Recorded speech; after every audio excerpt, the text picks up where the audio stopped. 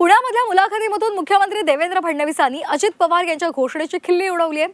किमान लोकांचा विश्वास बसेल अशी घोषणा करावी, अशा गोष्टी बोलाव्यात, अशा शब्दांमध्ये देवेंद्र फडणवीसांनी टोला लगावलाय।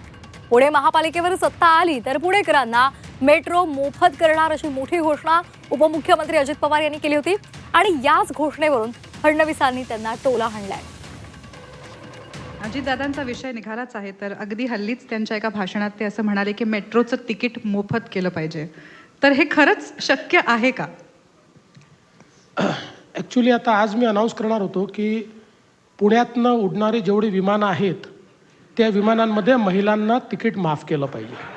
अनाऊन्स करायला काय लागतं? आपल्या बापाचं काय जातं अनाऊन्स करायला?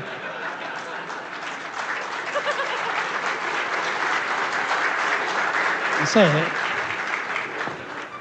अनेक वेळा बघा आम्ही राजकीय क्षेत्रातले लोक आहोत, अनेक वेळा निवडणुकीच्या जिंकण्याच्या डेस्परेशनमध्ये ज्यावेळी आम्हाला माहिती असतं की निवडून येता येत नाही, अशा परिस्थितीत आम्ही काही जाहीरनामे काढतो, त्या जाहीरनाम्यांमध्ये काही म्हणतो, पण तरी माझं म्हणणं आहे किमान पब्लिकचा विश्वास बसेल अशा तरी गोष्टी म्हटल्या पाहिजे ना। म्हणजे आपण करू शकू,